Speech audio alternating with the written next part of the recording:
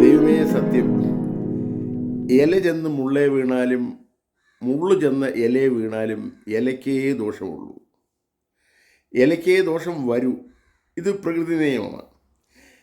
ഇത് മറന്നിട്ടാ സിനിമയും സെക്സും ഇന്നൊരു വലിയ വിഷയമാക്കി ഭരണത്തിൻ്റെ ഗതികേടിൽ നിന്ന് സർക്കാർ തെന്നി മാറി നിൽക്കുന്നത്. എത്ര സുഖിച്ചാലും നിങ്ങൾക്ക് സുഖിക്കാനാവത്തില്ല. കാരണം നിങ്ങൾ ജനങ്ങളുടെ സുഖം ഇല്ലാതാക്കുന്നവരാണ്. ഇപ്പം വേണ്ടവരുടെ പ്രിയപ്പെട്ട താരങ്ങളെല്ലാം ചത്തതിനൊക്കുമോ ജീവിച്ചിരിക്കലും എന്ന മട്ടിലായി. ഡോക്ടർ മേരി ജോർജ് പറഞ്ഞതുപോലെ പിന്നെ അവൻ്റെ സിനിമയെ ഞാൻ കണ്ടിട്ടില്ല, ഇനി അവൻ എത്ര വലിയ ആക്ടറാണെങ്കിലും അവൻ്റെ സിനിമയും കാണണ്ട, അവൻ്റെ അഭിനയവും കാണണ്ട എന്ന് പറഞ്ഞ് ഒരു കഥാപാത്രത്തെ വെറുക്കുന്നതായിട്ട് ഇപ്പോൾ ഒരു എപ്പിസോഡ് ഇറക്കിയായിരുന്നു. അതെൻ്റെ മനസ്സാക്ഷിയായിരുന്നു. അത് ഞാനും അങ്ങനെ ആയിരുന്നു. പിന്നെ ആ മനുഷ്യൻ്റെ സിനിമ ഞാൻ കണ്ടിട്ടില്ല. എനിക്കിഷ്ടപ്പെട്ടൊരു നടനായിരുന്നു, പക്ഷേ അതിൽ പിന്നെ ഞാൻ കണ്ടിട്ടില്ല. കാരണം എൻ്റെ ഭാവനയെ പോലും ചിന്തിക്കാത്ത നീച കൃത്യങ്ങളാണ് അദ്ദേഹം ആ കുഞ്ഞിനോട് ചെയ്തത്. ചെയ്തോ ചെയ്തില്ലയോ അത് കോടതി വിധിച്ചോട്ടെ എന്ന് ലോകം അനുമാനിക്കുന്നത്, ഞാനും അങ്ങനെ അനുമാനിക്കുന്നത്. ഇത്രയും മ്ലേച്ഛമായ ഒരു മനസ്സിൻ്റെ ഉടമ ഇനി എന്നാ കോക്കാമ്പീച്ച കാണിച്ചാലും അതിൽ നിന്നൊരു എൻ്റർടൈൻമെൻറ്റ് എന്നുള്ളൊരു വകഭേദം കണ്ടെത്താൻ അത്ര നാറ്റക്കേസല്ല ഞാൻ. അതുകൊണ്ട് ഡോക്ടർ മേരി ജോർജിൻ്റെ അതേ ഒപ്പീനിയനാണ് ഷാമുവൽ കൂടലിനുമുള്ളത്. അതുപോലെ നമ്മൾ കരലേറ്റി കൊണ്ട് നടക്കുന്ന, ഞാൻ പേരെടുത്ത് പറയുന്നില്ല, നമ്മുടെ പൊന്നോമന നടീനടന്മാരെ എല്ലാം മ്ലേച്ഛമാണ്. ഇതുങ്ങളെ കണി കാണാനേ കൊള്ളത്തുള്ളൂ എന്നൊക്കെ വന്നാൽ ദേവതയായിട്ട് ആരാധിച്ച മനസ്സിൽ വല്ലാത്ത ദുഃഖം തോന്നും. പിങ്കളെ കണി കാണാനേ കൊള്ളത്തുള്ളൂ. അവളെ ദേവതയാക്കി ഹൃദയത്തിൻ്റെ കോവിലിൽ സൂക്ഷിച്ച് ആരാധനാഭാവം കൊണ്ട് വീർപ്പ് മുട്ടിയ എന്തുവാ ഇതിന് പറയുന്നേ, ഒരു ജയലളിത ക്യാബറേ ആർട്ടിസ്റ്റായിരുന്നു. എൻ്റെ കുട്ടിക്കാലത്താണ്, ഞാൻ ബാംഗ്ലൂരിൽ ഡിഗ്രിക്ക് പഠിക്കുന്ന സമയത്താണ് അവിടെ വെണ്ണിറ ആടൈ എന്നുള്ള സിനിമ ഇറങ്ങിയത്. അതിൻ്റെ 50% ന്യൂഡ് ഫോട്ടോസൊക്കെ വലിയ പോസ്റ്ററുകൾ ഞാൻ കണ്ടുകൊണ്ട് സൈക്കിളെ ഞാൻ നോക്കി നിന്നിട്ടുണ്ട് എൻ്റെ 17ാമത്തെ വയസ്സിലൊക്കെ. അവളെ പിന്നെ അമ്മയാക്കി, തമിഴിൻ്റെ മൊത്തം അമ്മച്ചിയായി. ഇതാ സിനിമാ ലോകം. അങ്ങനെ ഒരു മാസ്മരികതയുണ്ട്. ലോഹ ഇട്ട് കഴിഞ്ഞാൽ ഏത് എംബോക്കി കത്തനാരും മോക്ക് ഗർഭമുണ്ടാക്കി അത് അപ്പൻ്റേതാണെന്ന് പറഞ്ഞ് പറപ്പിക്കുന്നവനാന്നേലും അവൻ വിശുദ്ധ കുർബാനയും ചൊല്ലും, കർത്താവിനെ അപ്പത്തി കയറ്റുകയും ചെയ്യും, ഇവൻ്റെ അണ്ണാക്കി കയറ്റുകയും ചെയ്യും, ഇവൻ്റെ പാപമോചനം മൊത്തം മോചിപ്പിക്കുകയും ചെയ്യും. ജനം അങ്ങ് വിശ്വസിക്കുക. ജനത്തിന് ദൈവീക ഭാഗം ഈ ലോഹയ്ക്ക് ദൈവീക ഭാവം ഈ ലോഹയ്ക്കും ഊശാന്താടിക്ക് ഈ വേഷവിധാനത്തിനും കൊടുക്കാൻ ഒക്കുമെങ്കിൽ സിനിമയിലെ ഗ്ലാമറും അങ്ങനെ തന്നെ. ഒന്നിനെയും കാണാൻ കൊള്ളത്തില്ല. വിഗ് എടുത്തു കഴിഞ്ഞാൽ പിന്നെ ഇതെല്ലാം പുച്ചക്കാരാ. എന്നാലും വിക്കും വെച്ച് 4, 5, 6 കോട്ട് പെയിൻറ്റ് പഠിച്ച് ഇറങ്ങി വന്നു കഴിഞ്ഞാൽ എല്ലാം കുട്ടപ്പന്മാരാ. വെച്ചൊട്ടിക്കുന്ന സാധനങ്ങളാണ് കൂടുതലും. കലാകാരൻ ചിത്രം വരയ്ക്കുന്നത് പോലെ ഇവരെ ചിത്രക്കൂട്ടിലാക്കിയിട്ട് ഇങ്ങോട്ട് വിടുക. മേക്കപ്പ് മാൻ്റെ ചിത്രക്കൂട്ടിലാണ് ഇവർ. അതഴിഞ്ഞു കഴിഞ്ഞാൽ പിന്നെ തീർന്നു. അന്നേരം ഇവർ കാണിക്കുന്ന കഥാപാത്രങ്ങളുടെ മേന്മ കണ്ടുകൊണ്ട് അവർക്ക് അവാർഡ് കൊടുക്കുന്നു, ലക്ഷങ്ങൾ കാശ് കൊടുക്കുന്നു. മിനിറ്റ് കൊണ്ട് എല്ലാവരും കോടീശ്വരന്മാരുമായി. കണി കാണാൻ കൊള്ളാവുന്ന പെങ്കൊച്ചിനെ പിന്നെ എല്ലാത്തിൻ്റെയും ഉദ്ഘാടനത്തെ വിളിക്കുന്നു ജനത്തെ കൂട്ടാൻ. അവർ VIP ലെവലിലായി. ഇനി ഓരോ നടീനടന്മാർക്കും ബ്ലാക്ക് ഹാറ്റിനെ ഫെസിലിറ്റി കൊടുക്കുമോ സർക്കാരെന്ന് എനിക്കറിയത്തില്ല. അത്രമാത്രം അർഹതയില്ലാത്തവർക്ക് ആരാധനാഭാവം കൊടുത്ത് അവരെ നശിപ്പിച്ചു. പക്ഷേ എല്ലാ മുന്നൊരുക്കങ്ങളോടെയും കൂടി ഞാൻ എൻ്റെ ചാരിത്രം എന്ന് പറയുന്ന വാക്കിനി എനിക്കൊക്കത്തില്ല, ഈ സെറ്റപ്പിൽ പോയ അങ്ങനെയാണ് എന്നുള്ള മുന്നറിവോട് കൂടി മനസ്സിനെ തയ്യാറാക്കി തള്ള തന്നെ കൊണ്ട് ഉന്തിവിടുന്നതെടുപ്പം വന്നു. തന്ത കൊണ്ട് ഉന്തിവിടുന്നത് ഞാൻ കേട്ടിട്ടുള്ളൂ, പേര് പറയാനൊക്കത്തില്ല. തന്ത ഹോട്ടലിൽ മുറി കൊണ്ടുവിടുന്നത് എനിക്കറിയാം. പക്ഷേ തള്ള കൊണ്ടുവിടുന്നത് ഇപ്പം വേണ്ട വരുന്നു. തള്ളമാരാ നടീനടന്മാരെ മയക്കി. ദൈവമേ, എന്നെ പേരെടുത്ത് പറയുന്നില്ല.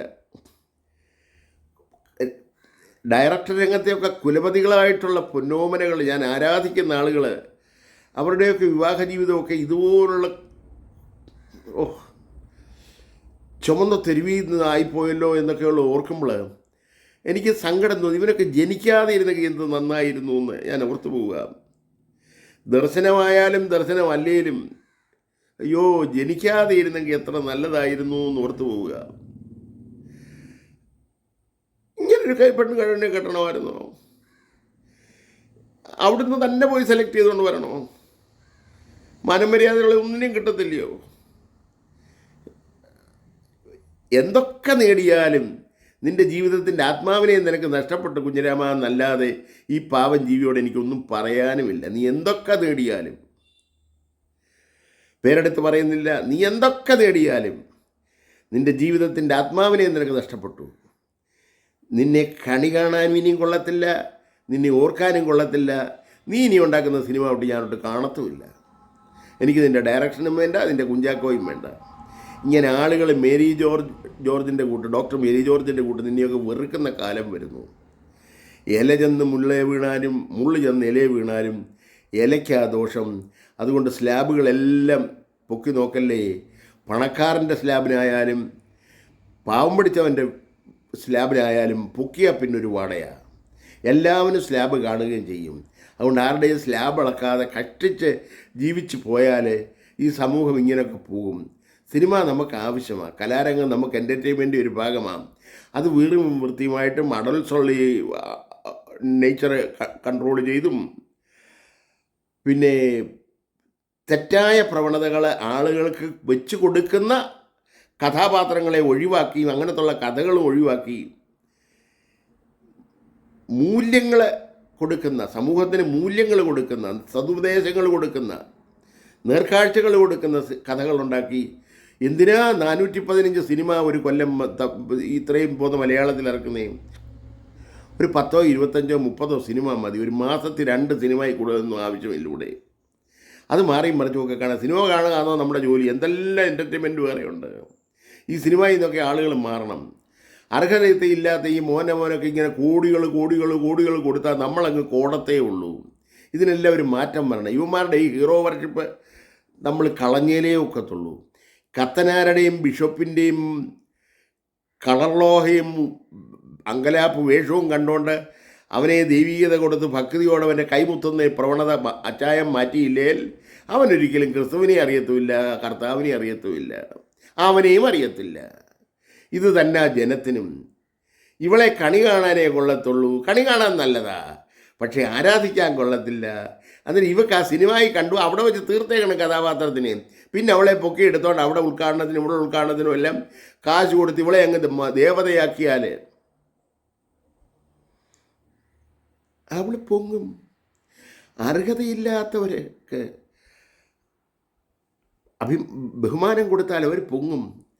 വിവലക്ഷണ വിവാഹം കഴിച്ചാൽ അവിടെ നിമിത്തവും, ദാസി യജമാനത്തെയായാൽ അവിടെ നിമിത്തവും ഭൂമിക്ക് സഹിച്ചൂടാന്ന് ഞാൻ കൊച്ചിലെ കേട്ടിട്ടുണ്ട്.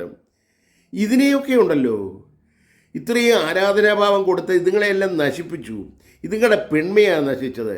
ഈ പെൺമ നശിച്ച പെണ്ണുങ്ങളെ കണ്ടുകൊണ്ട് കേരളത്തിലെ കുഞ്ഞുങ്ങളായ പെൺപിള്ളേരെ വളർന്നു വരുമ്പം ഇത് ഫാഷനാക്കും. പെൺമയില്ലാത്ത പെണ്ണിൻ്റെ വേഷവിധാനവും ധരിച്ച് അവരുടെ ജാടയും ചലനങ്ങളുമായിട്ട് സമൂഹത്തെ പ്രലോഭിപ്പിച്ച് ദ്രോഹിക്കത്തേയുള്ളൂ. ഇത് സമൂഹദ്രോഹമായി നിങ്ങൾ ചെയ്യുന്നത്.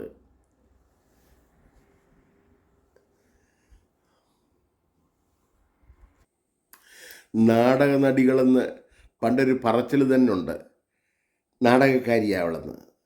ആ നാടകക്കാരിയുടെ ചേട്ടത്തിയാണ് സിനിമാക്കാരി. സിനിമയിൽ വന്നവരെല്ലാം നാടകത്തിൽ നിന്ന് വന്നവരുമാണ് പണ്ടത്തെ കാലത്ത്. ഇപ്പോഴാണെന്നല്ല സ്ട്രെയിറ്റ് നാടകം ഇല്ലാത്തതുകൊണ്ട് സ്ട്രെയിറ്റായിട്ട് സിനിമയിലോട്ട് വരുന്നേ. അതിന് പഴയ നടിമാരുടെയൊക്കെ ബലഹീനതകൾ ഇപ്പം ട്രോള് ചെയ്ത് അവർ കുഴിയിലോട്ട് കാലും നീട്ടിയിരിക്കുമ്പം അവർക്ക് അപമാനം ഒരു ഇരുമുടിക്കെട്ടായിട്ട് കൊടുക്കേണ്ട കാര്യമൊന്നുമില്ല. പാവങ്ങൾ അവർ ചത്ത് കെട്ട് പൊക്കോട്ട് പാവങ്ങൾ. എന്തുമായാലും അവരുടെ അഭിനയകല കൊണ്ട് എത്രയോ അമ്മവേഷം കിട്ടി നമ്മളെല്ലാം സന്തോഷിപ്പിച്ചതാണ്. ആ ക്രെഡിബിലിറ്റി കൊടുത്തങ്ങ് വിട്ടേരെ. അവരെ ഒന്നും ട്രോളിങ്ങിനെടുത്തിട്ട് ദോഷമായി. ഇത് കേട്ടാൽ തന്നെ ശാപമാണ്. അത് അവൻ അങ്ങനെ ആയിരുന്നു, ഇവനിങ്ങനെ ആയിരുന്നു എന്ന് പറഞ്ഞ് മെയിൽ പ്രോസ്റ്റിറ്റ്യൂഷന് നടക്കുന്ന വലിയ വലിയ താരരാജാക്കന്മാരെയൊക്കെ ഇപ്പോൾ അവതരിപ്പിക്കുന്നത് കണ്ടപ്പോൾ സങ്കടം തോന്നി. ഒരു താരരാജാവ് 100-ലേറെ പടത്തിൽ ചെയ്തു. അവന് ജർമ്മനിയിലെ പോലെ മെയിൽ പ്രോസ്റ്റിറ്റ്യൂഷൻ ഇറങ്ങിയേക്കുക, പെണ്ണുങ്ങളുടെ കോൾ ബോയ് ആയിട്ട് കഴിയുമായിരുന്നു എന്നൊക്കെ പറഞ്ഞുള്ള കുമ്പസാരങ്ങളെല്ലാം കണ്ടപ്പോൾ സത്യത്തിന് എന്തുവാ നമ്മുടെ കേരളത്തിൽ വന്ന മാറ്റം? ഇതാണോ നവോത്ഥാനം? നവോത്ഥാനം അതിൻ്റെ ക്ലൈമാക്സിൽ വന്നപ്പോൾ ലോകത്ത് ജർമ്മനി മാത്രമേ ഉള്ളൂ മെയിൽ പ്രോസ്റ്റിറ്റ്യൂഷന്. അതും കേരളത്തിൽ സിനിമാ രംഗത്ത് വന്നു എന്നെനിക്ക് മനസ്സിലായി. നവോത്ഥാനം ഇത് സാംസ്കാരിക അധപ്പതനമാണ്, സനാതന ധർമ്മബോധത്തിൻ്റെ തകർച്ചയാക്കുകയാണ് എന്നുള്ള വലിയ സത്യം ഭരണാധികാരികൾ നവോത്ഥാനം എന്ന് പറഞ്ഞ് ഞെളിവിളി കൊള്ളുമ്പോൾ ഒന്ന് ഓർത്തിരുന്നാൽ നല്ല. നിങ്ങളുടെ കാലത്ത് ഉരുളിപ്പൊട്ടലും ഈ സിനിമയുടെ ഇപ്പോൾ ഉരുളി തണ്ട പൊട്ടി, സിനിമയുടെ ഉരുളി പൊട്ടിക്കഴിഞ്ഞു. ഇനി ഇത് ഒലിച്ചു പോകത്തേ ഉള്ളൂ. ഇതിൻ്റെ വാട കാരണം ഇപ്പം വേണ്ട ഒരാഴ്ചയായിട്ട് വന്നേക്കുന്ന ട്രോളിങ്ങും കഥ പറച്ചിലും അനുഭവസാക്ഷ്യവും എല്ലാം കൂടെ കേട്ട് ഇരിക്കുന്ന യുവതലമുറയുണ്ടല്ലോ, ഇത് കേട്ട കൊച്ചു പിള്ളേർ, അവർ ഈ കൾച്ചറ് കണ്വാസവത്തിൽ ശകുന്തളയ്ക്കാകാമെങ്കിൽ എന്തുകൊണ്ട് എനിക്കായിക്കൂടാ നേതാവൊക്കെങ്കിലും തോന്നിപ്പോയെങ്കിൽ തീർന്നു, ആ കുടുംബം തീർന്നു. പെൺപിള്ളേർ കണ്ടോ ഇറങ്ങിയങ്ങ് പോവുക വീട്ടിൽ നിന്ന്. 13 വയസ്സേ ഉള്ളൂ, അതിന് പ്രായമായി. ഇറങ്ങിയങ്ങ് പോവുക, മാതാപിതാക്കളെ വേണ്ട. കഷ്ടിച്ച് 13 വയസ്സ് വരെ വളർത്താൻ ഒക്കൂ ഒരു കുഞ്ഞിനെ, ഒരു പെൺകുഞ്ഞിനെ എന്നുള്ളൊരവസ്ഥ കേരളത്തിൽ വന്നു കഴിഞ്ഞു. അതെല്ലാം ഈ പൊന്നോമനകൾ അവരുടെ അഭിനയ ജീവിതം കഴിഞ്ഞിട്ട് പിന്നുള്ള ധൂർത്ത് സമയത്തിന് കലയും സനാതന ധർമ്മബോധത്തെയും വ്യഭിചരിക്കാൻ വേണ്ടിയിട്ട്. ഞാൻ ഇനി കൂടുതലൊന്നും പറയുന്നില്ല. ഞാനിതാരെയും കളിയാക്കാൻ പറയുമല്ല. ഈ രംഗം അവർ സ്വയം കളിയാക്കി നശിച്ചു. എന്തായാലും ഒരു കാര്യം ഓർത്തു, ചെളിയിൽ ഇറങ്ങിയാൽ ആണ് കാല് കഴിയാൽ കുഴപ്പമില്ലെന്നും, പെണ്ണ് ചെളി വീണാൽ അത് ചെളിയാണെന്നും, ഇല ചെന്ന് മുള്ളേ വീണാലും മുള്ളി ചെന്ന് ഇല വീണാലും ഇലക്കേ ഉള്ളൂ കിഴുത്ത വീഴുന്നതെന്നുള്ളതും എല്ലാം കൊച്ചിലെ കേട്ട് പഠിച്ചതുകൊണ്ട് ഇതിൻ്റെ ടോട്ടാലിറ്റി ഡാമേജ് വരാൻ പോകുന്നത് പെണ്ണിന് തന്നെ. അവളെ കണി കാണാൻ മാത്രമേ കൊള്ളത്തുള്ളൂ എന്നുള്ള വലിയ സത്യം ഇനി ജനം ഉൾക്കൊണ്ട് കഴിഞ്ഞാൽ അവൾ ജീവിക്കുന്ന പിങ്കളമാരാവും.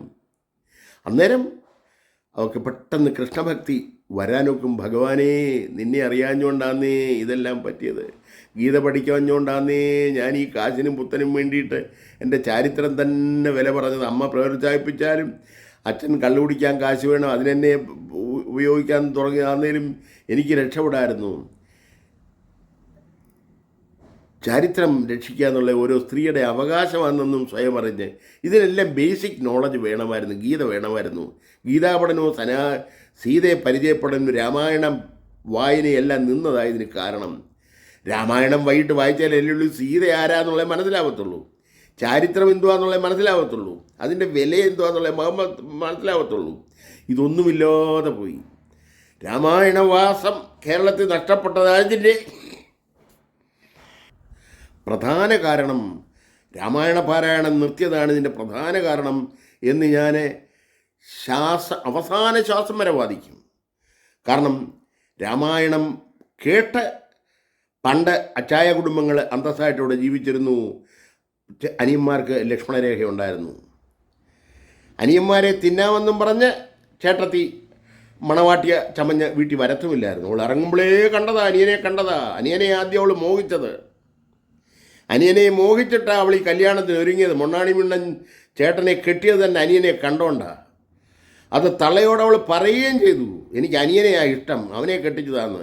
പക്ഷെ കള്ളിത്തള്ള അത് മൈൻഡ് ചെയ്യാതെ ചേട്ടനെ കൊണ്ട് കെട്ടിച്ചു.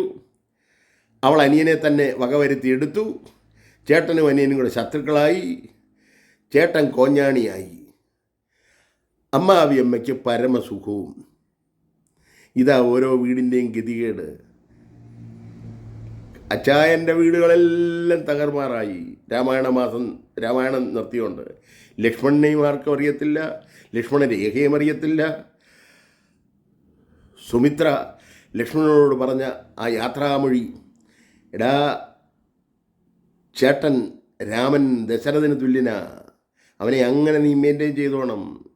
ഇവളോ സീതയോ അത് ഞാൻ തന്നെയാടാ, അമ്മയാടാ അവളെന്ന് പറഞ്ഞ് ആ പരിചയപ്പെടുത്തലെല്ലാം മറന്നുപോയി. മൂല്യച്യുതി വന്ന ഒരു സമൂഹമാണ് ഇവിടെ. സനാതന മതത്തിൻ്റെ പഠനം മനഃപൂർവ്വം നിർത്തി മറ്റ് പേ പിടിച്ച മതങ്ങളെ ഇവിടെ പഠിപ്പിച്ചത് കാരണം അവിടെ തുടക്കമേ പഴയ കനാൻ ദേശത്ത് ചെല്ലുന്നതിന് മുമ്പേ ഏതൻ തോട്ടത്തിൽ വെച്ചേ ഇത് പഴയ. സാധാരണ സെക്സിൻ്റെ ഇൻട്രൊഡക്ഷൻ തുടങ്ങിയത് തന്നെ നടുക്കത്തെ വൃക്ഷം നല്ലതാണെന്ന് പറഞ്ഞ് ഔവ്വായെ കൊണ്ട് തീറ്റിച്ചത് ആദ്യമേ വ്യഭിചാരം അവിടെ നടന്നത്. ആ ജാരസന്തതിയാ കായീൻ, അവൻ്റെ തലമുറയാ അക്കോർഡിംഗ് ടു ബൈബിൾ ഞങ്ങളെല്ലാവരും. അതാ മെഡിറ്ററേനിയൻ റിലീജിയൻ. ആ ബൈബിളിലെ പഴയ നിയമത്തിലെ പോഷ്കെല്ലാം കൂടെ വായിച്ചാൽ ഇതെല്ലാം അവിടെ ഉണ്ട്. മാപ്പിളയ്ക്ക് ലൈസൻസ്ഡായി എല്ലാം ചെയ്യാൻ. Prostitution is a necessity for the modern society. അതേ ഇവിടെ നടന്നിട്ടുള്ളൂ. ഇവർക്ക് ലൈസൻസ് കൊടുക്കണേ. Since prostitution is a necessity for the modern society, you give licence to these people also to do so. അങ്ങനൊരു പ്രശ്നം വരുന്നില്ലല്ലോ. മ്ലേച്ഛമെന്ന് എഴുതിത്തള്ളുണ്ടായല്ലോ. ലോകമെല്ലാം ഉള്ളതല്ലേ, മാനവരാശിയോടെ പഴക്കമില്ലേ. ഉൽപ്പത്തി പുസ്തകത്തിലേ ഉണ്ട് രൂത്തിൻ്റെ അമ്മായിയപ്പനെ വീഴ്ത്തുന്ന കഥയെല്ലാം. മരുമകൾ അമ്മായിയപ്പനെ പ്രാപിച്ച് മക്കളെ കൊടുക്കുന്ന പാരമ്പര്യം ഉൽപ്പത്തി പുസ്തകത്തിൽ ഉണ്ട്, ബൈബിളിൽ. മനുഷ്യനോളം പഴക്കമുണ്ട് ഇതിനെല്ലാം. ഇതൊന്നും പുതിയ ഇവിടുത്തെ സിനിമാ പിള്ളേർ കാണിക്കുന്ന പോകൃത്തരമല്ല. മനുഷ്യനോളം പഴക്കമുണ്ട് മദ്യത്തിനും മദിരാക്ഷിക്കും. അത് പാപമാണെന്നും പറഞ്ഞ് വീണ്ടും അതിനെ നാറ്റക്കേസാക്കുക. അത് പാപമല്ല, it is divine. Sex is divine. മദ്യം വിദ്വാനുഭൂഷണമാ.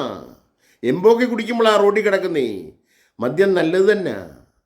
വിഞ്ഞിൻ ലഹരി ഒഴിഞ്ഞവനെ പോൽ കർത്താവിന്നാൾ എന്നാ പള്ളി പാടുന്നത് തന്നെയും. കർത്താവിന് ലഹരി പിടിച്ചെന്നാ അതിൻ്റെ അർത്ഥം. വിഞ്ഞിൻ്റെ ലഹരി ഒന്ന് ഒഴിഞ്ഞു. കനാവിലെ കല്യാണത്തിന് അവനെ പച്ചവെള്ളത്തെ വീഞ്ഞാക്കി ബെസ്റ്റ് വൈനാക്കിയാ കൊടുത്തേടാ, അടിക്കലടാ എന്നും പറഞ്ഞിട്ട്. അതിശയങ്ങൾ ആദ്യം ക്രിസ്തു ചെയ്ത അതിശയം തന്നെ കളവാറ്റ. പച്ചവെള്ളത്തെ വീഞ്ഞാക്കി കൊടുത്തു. കുടിച്ചു. അരുതെന്ന് പറഞ്ഞില്ല. പള്ളിയിൽ പോകരുതെന്ന് മാത്രമേ അവൻ അരുത് പറഞ്ഞിട്ടുള്ളൂ, വീഞ്ഞടിക്കരുതെന്ന് പറഞ്ഞിട്ടില്ല. വ്യഭിചരിച്ചുകൊണ്ട് വന്ന പെണ്ണിനോട് പറഞ്ഞു, മടി മേലാ നീ കച്ചവട ആക്കല്ലേ, അല്ലാതെ പോയി കൈകാര്യം ചെയ്തു, മേലാ പൊക്കോന്ന് പറഞ്ഞ് അവളെ പറഞ്ഞു വിടുകയായിരുന്നു ചെയ്തത്. കൊണ്ടുവന്നവനെന്മാരെ ചാടിച്ച് വിടുകയും ചെയ്തു. പോയിടാ പറഞ്ഞു, നിങ്ങൾ പാപമില്ലാത്ത ഒരു കല്ലെറിയിടാന്ന് പറഞ്ഞിട്ട്. നിങ്ങൾ ഇതിൽ നിന്ന് ഒരു ഗുണപാഠം പഠിക്കണേ. ക്രിസ്തുവിൻ്റെ ആ ഒരു സിറ്റുവേഷൻ എടുത്താൽ മതി ഇതെല്ലാം വെറുതെ വിടാൻ. പോക്സോ കേസ് നിയമവും കണ്ടുപിടിക്കുന്നതിന് മുമ്പേ, അത് നിർമ്മിക്കുന്നതിന് മുമ്പേ ചെയ്ത കുറ്റങ്ങളെല്ലാം കൂടെ അതിനകത്ത് ഉൾപ്പെടുത്തി ഇതുങ്ങളെല്ലാം കൂടെ അകത്താകണമെങ്കിൽ സിനിമാരംഗം ഇവിടെ ഇപ്പോൾ ഉടൻ തന്നെ ഷട്ട് ഡൗൺ ചെയ്യേണ്ടി വരും. അതൊന്നും നടക്കത്തില്ല, നടന്നുകൂടാ. അവരാരും കുറ്റം ചെയ്തിട്ടില്ല. പിന്നെ വേറൊരു വലിയ മർമ്മം ഞാൻ പറയാം. ഞാനൊരു നടനാണ്, എൻ്റെ കൂടെ അഭിനയിക്കണമെങ്കിൽ എനിക്ക് കീഴ്പ്പെട്ട് തരണം എന്ന് ഞാൻ ആവശ്യപ്പെട്ടെങ്കിൽ സമ്മതിച്ച് എൻ്റെ കൂടെ ആ കുഞ്ഞ് കഴിഞ്ഞിട്ടുണ്ടെങ്കിൽ ഇവൾ ഇത്ര കൊല്ലം കഴിഞ്ഞിട്ട് എനിക്കെതിരായിട്ട് ഇത് മൊഴി കൊടുക്കും എന്ന് പറഞ്ഞായിരുന്നെങ്കിൽ ഞാൻ വശപ്പെടത്തില്ലായിരുന്നു. അവിടെ കാര്യസാധ്യത്തിന് വേണ്ടി അവൾ പ്രേമലോലുപയായിട്ട് എൻ്റെ അടുത്ത് വന്നു. പ്രേമത്തിൻ്റെ സല്ലാപത്ത് ഞങ്ങൾ സന്തോഷിച്ചു. അത് കഴിഞ്ഞ് വർഷങ്ങൾക്ക് ശേഷം എന്നെ മാനഭംഗപ്പെടുത്താൻ വേണ്ടിയിട്ട് എന്നെക്കുറിച്ച് അപവാദമായിട്ട് ഇത് പറഞ്ഞു വരുത്തിയാൽ വിശ്വാസവഞ്ചനയാണ്. ഞാൻ അവളെ വിശ്വസിച്ചതാ നേരം. അവിടെ ആവശ്യപ്രകാരമാണ്. അല്ല, ഞാനവിടെ തുണിയൊന്നും വലിച്ചു കീറിയില്ലായിരുന്നു. മുലക്കരം കൊടുക്കാൻ പിശുക്കനൻ മുത്തച്ഛനൊന്നും അല്ലായിരുന്നു. അങ്ങനെ നായന്മാരഴിക്കുന്ന പോലൊന്നും അഴിച്ചതൊന്നുമല്ല. അവൾ അഴിച്ചാ തന്നത്.